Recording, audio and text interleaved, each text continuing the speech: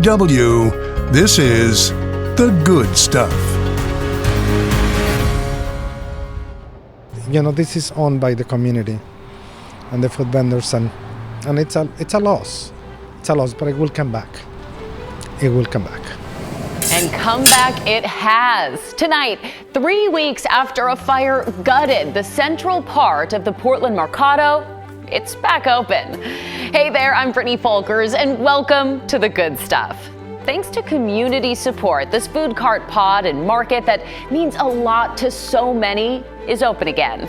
Sydney Dorner was there on Friday to see the first customers return. Portland Mercado is way more than just food carts to the Latino community in the Rose City. Portland Mercado is like a symbol.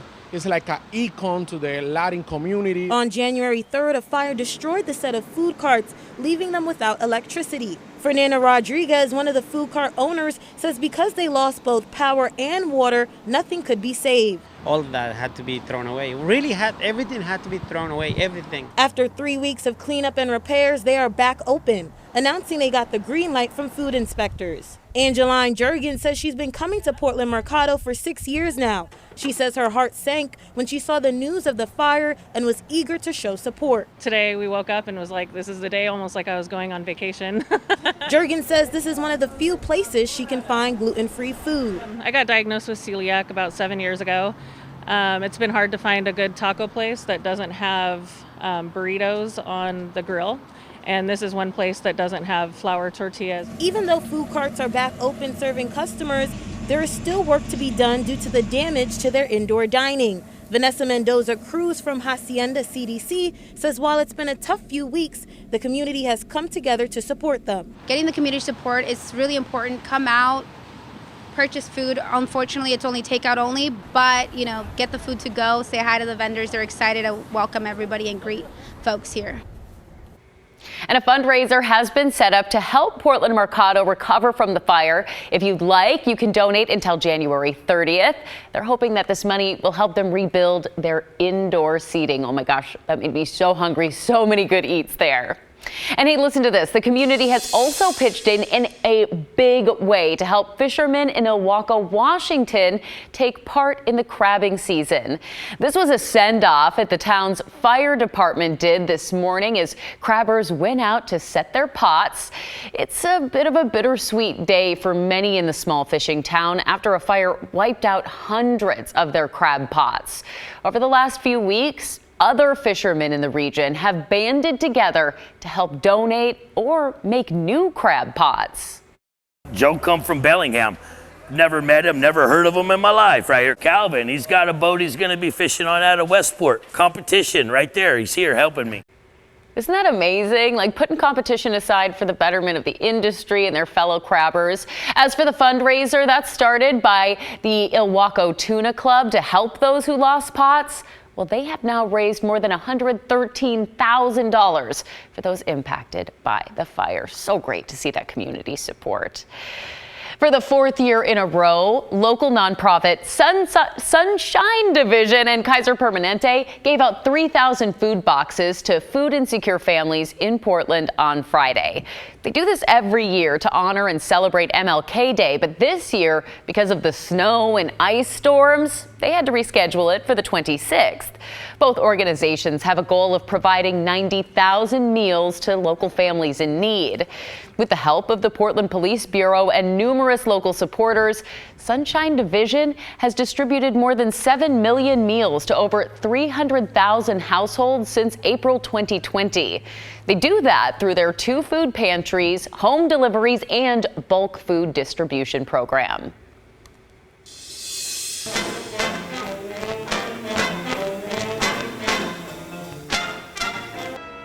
All right, that got me swinging a little bit. The 60th annual Clark College Jazz Festival wrapped up in Vancouver on Saturday.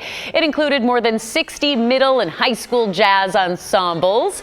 One performance from the University of Texas 1 O'Clock Band was also a fundraiser for jazz band scholarships. I love that. I was a choir kid, but I'm all there for the band kids too. Well, hey, it is Monday, and here on The Good Stuff, that means it's time for a little rewind. On social, I asked you to share your weekend with a photo, and I gotta say, you guys have been very busy in a very good way. Let's start with a very special moment for Christina's family. She took her granddaughter Ava to meet her great-grandma for the very first time. Just look at Ava's face. She's staring right into great-grandma's eyes. That's just, absolutely precious. And okay, get ready for more adorable, because here comes Zoe. This cute pup celebrated her first birthday this weekend. Her sister-fur-in-law, I can't do it, that cracks me up though. Her sister-fur-in-law, Angel, says that Zoe spreads joy and smiles to everyone and is so loved in their neighborhood, including the local Jackson's Market. Happy birthday, you sweet pup.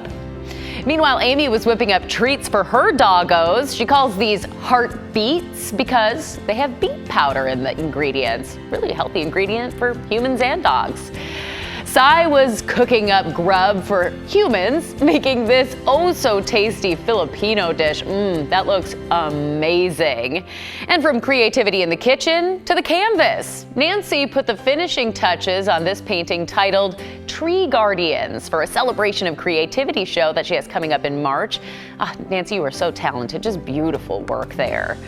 And Matthew was among the trees himself this weekend, sharing this beautiful shot of, I believe, Tamanawas Falls. Okay, I can never get that one out right, but you guys know what I mean, and it's so beautiful. I don't even need to say it right? Maybe? No. Okay, Mary and Melinda went for a hike too, and then they watched their Niners clinch a spot in the Super Bowl. Just look at those happy faces and take a closer look at that shirt. This is my favorite part. It says, I may live in Washington, but on Sunday, my heart and soul is in San Francisco. As a faraway fan of the Packers, I totally get what that's like. Glad your team pulled through for you.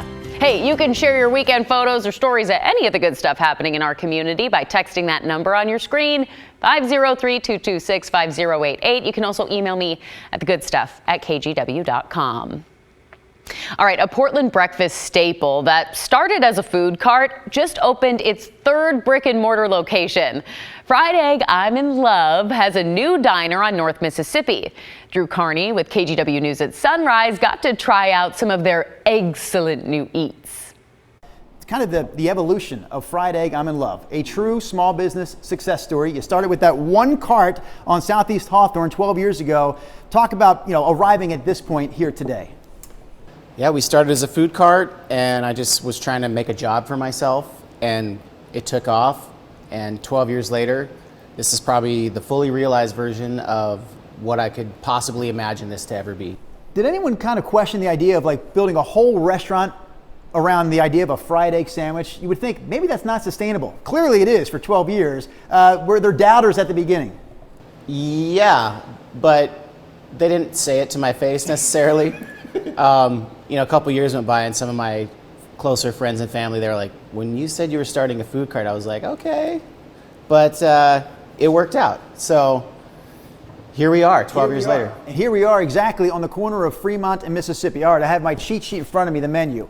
We've got the signature sandwich, your first guy, the Yoko Ono right in front of you. Yep. In front of me, the Sriracha Mix-a-Lot. I keep thinking of that song too. Baby got back. Sriracha Mix-a-Lot in front of me. And then we've got you don't have this at all of your carts. This is a burrito. Just at the restaurants. Okay. You call this the Rito Suave. The Rito Suave. I want some Rito Suave. That looks so good.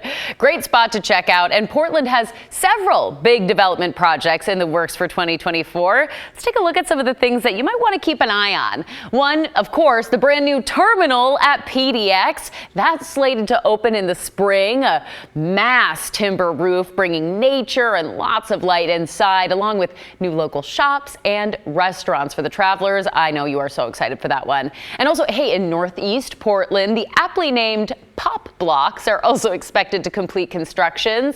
Renderings show that they kept the shape of the old Pepsi plant with a 219-unit apartment building around it. Developers hope to have an additional 160 units by 2026.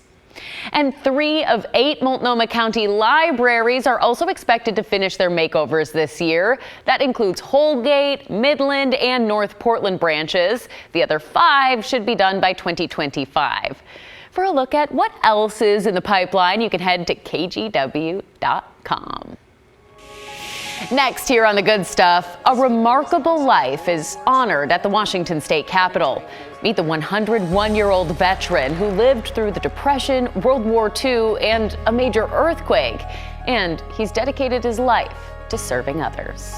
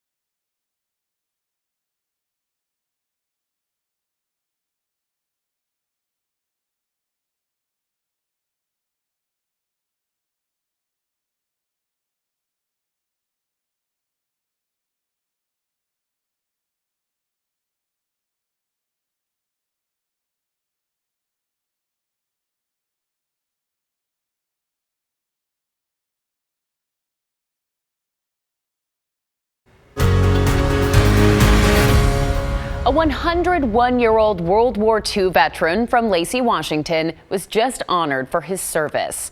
He survived not just the war, but many other setbacks. Drew Mickelson talked with him about his philosophies on life.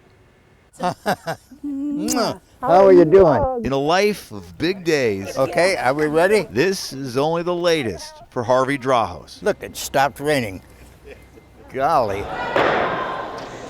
The 101-year-old makes you nervous. is being honored. From the bottom of my heart and all of us in this caucus, thank you for your service and everything you've done. For accomplishments his own family hardly believes. And I told him, I said, see, I wasn't lying. I was born as a farm boy in Cedar Rapids, Iowa. Harvey grew up during the Depression, got wounded in the Pacific in World War II, and raised 4 children as a single father in Alaska, only to watch their home collapse in a 9-point+ earthquake. The Great Alaskan Earthquake. You survived that too? Yes. He was a cop and a chiropractor before spending his retirement volunteering for the Kiwanis and Rotary. More recently, he had to fight for himself, though. Just last year, he finally received the Purple Heart he earned more than 70 years ago. I got boxes of stuff, and they kept on saying denied, denied, denied. But you gotta stay in there and make it happen. Thank you for your service. If it wasn't for what you did then, I wouldn't have been able to do what I did when I did it. Harvey says serving others has kept him alive. The speaker is also very pleased to recognize World War II veteran Harvey Dreyhus. And he's grateful to be recognized for that lifetime of service. The more you give, the more comes around. And it works that way. I mean, that's the universal energy, I guess you'd call it. And it absolutely does work. Wow, Harvey, thank you for your service. And oh my gosh, what an amazing man. 101 years young. Doesn't even begin to describe it. Pretty amazing. Hey, coming up, a local skier takes her place atop the podium for the first time in 6 years. Get a look at Jackie Wiles' win at the World Cup. But first, it was a really stunning sunrise this morning, and some of you got a great shot of it. Check out John's view from the banks of the Columbia in Vancouver. That looks like unreal, like a painting, right? And hey, Daphne saw the sunrise turn in her neighborhood bright purple this morning. She says it was absolutely breathtaking. She's also in Vancouver near the waterfront.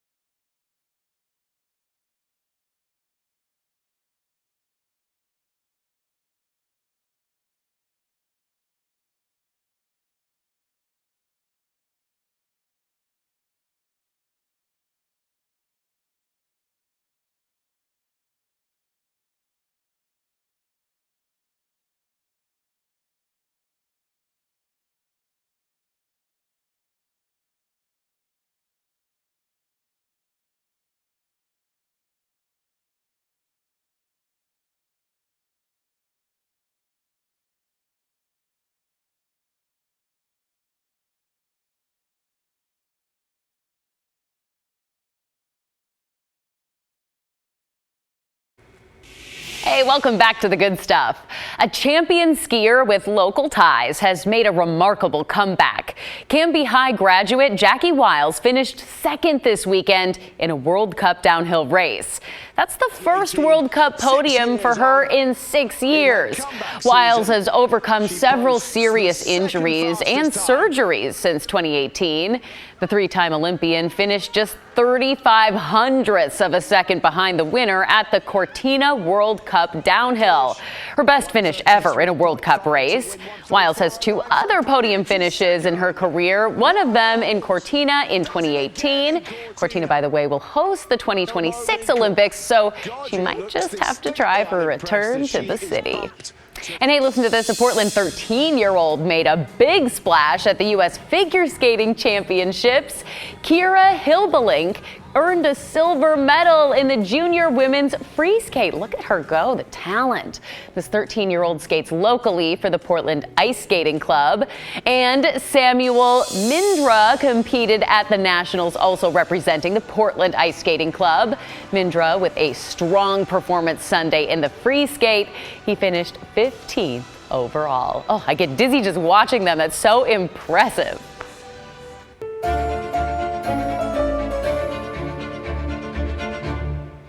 And okay, you're going to have to wait a few more years for the Winter Olympics, but we're just 6 months out from the kickoff of the 2024 Summer Games in Paris. This is an animation showing how the opening ceremony will look as the Parade of Nations takes place with athletes ferried down the Seine towards the Eiffel Tower. NBC's Keir Simmons has a look at how the city is getting ready to host its first Olympic Games in a century. Hey there, look at Paris getting ready for the Summer Olympics. It feels like summer already. The countdown clock across the Seine behind me there says 182 days to go. Some of the questions with 6 months to go, are they really going to have swimming competitions in the Seine? One thing I can tell you for certain, they are having the opening ceremony on the Seine. That is going to be spectacular. The first time an opening ceremony has been held outside of a stadium, and they're going to be using so many venues across Paris. The Place de la Concorde, for example, underneath the Eiffel Tower itself, there'll be the beach volleyball. We had a chance to go and look at one venue that has been built from scratch. That's the Athletes Village. We got to go inside an apartment. It looks like it's ready. They say it's going to be ready in 6 weeks' time with 6 months to go. To answer that question, by the way, are they really going to have swimming competitions in the Seine? The mayor of Paris says that in July she will jump in the water to prove that it's safe. Keir Simmons, NBC News, Paris.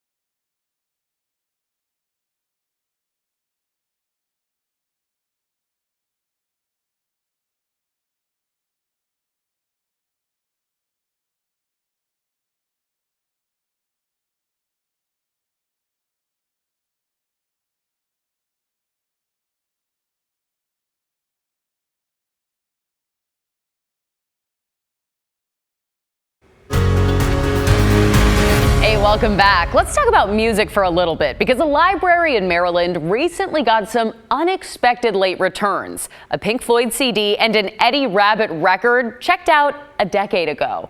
Tommy McFly has the story. At the Laurel branch of the Prince George's County Memorial Library System, there are dinosaurs everywhere. But 2 new fossils just came back into the library's possession. Someone turned in a Pink Floyd CD 35 years late. Staff found it in the book drop. We have no idea who it is. A few weeks later, someone also turned in an Eddie Rabbitt vinyl 41 years late. We have not seen anything like this before. The staff were honestly really excited, and we don't even carry CDs and vinyls anymore. So they were excited to see some old relics of things that we used to circulate. Customers can come and ask to see it if they like, take a look, ask us questions about what we have available for them for free through their library card with Prince George's County. The library doesn't know who's returning the music, but they hope they'll come forward. Luckily, if it's you won't owe a dime. We actually did away with late fees in July 2020, so they technically wouldn't owe anything. It just really allows us to see our impact with customers and reminds us that that relation is still there even 35, 41 years later. In case you're wondering, yes, the CDs still work. And